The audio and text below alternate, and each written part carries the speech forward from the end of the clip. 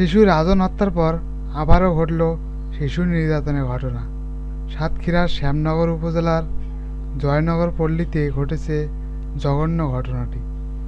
রাস্তায় কাদা করার অপরাধে নির্মম নির্যাতনের শিকার হতে হয়েছে দুই শিশুকে। এরই মধ্যে নির্যাতনকারী সন্দেহে গোলাম মোস্তফা নামক একজনকে গ্রেপ্তার করা হয়েছে বলে জানা যায়। দুই শিশুকে নির্যাতনের একটি ছবিও প্রকাশ করা হয়েছে বিভিন্ন যোগাযোগ মাধ্যমে। 16ই জুলাই সকাল 7টার দিকে পায়ে চলাচলের রাস্তায় কাদা করার অপরাধে ইয়াসিন ও নাসিম নামে দুই শিশুকে আটক করে স্থানীয় ইমরান আলী মোড়লের ছেলে গোলাম মোস্তফা।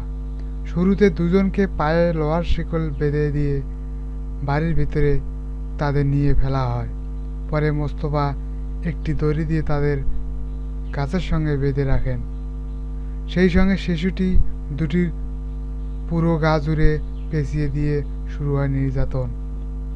প্রসঙ্গত, জয়নগরে গোলাম মোস্তফা মোড়লের বাড়িতে যাতায়াতের জন্য সরকারি সড়কে ইউনিয়ন পরিষদের পক্ষ থেকে সম্প্রতি মাটি ফেলা হয়। বৃষ্টিতে নষ্ট হয়ে যাবে এ অজুহাতে গোলাম মোস্তফা ওই সড়কে খেজুরির কাঁটা দিয়ে বেড়া দেন। 16ই জুলাই সকাল 6:30টার দিকে নাসিম ও ইয়াসিন ওই সড়ক দিয়ে যাওয়ার সময় খেজুরির কাঁটা তাদের গায়ে লাগে। এরপর তারা ওই বেড়া তুলে ফেলে দেয়। এতে গোলাম মোস্তফা ক্ষিপ্ত হয়ে তাদের একটি গাছের সঙ্গে বেঁধে রাখেন। এভাবে 7টা থেকে দুপুর 12:30 পর্যন্ত বেঁধে রাখা হয়।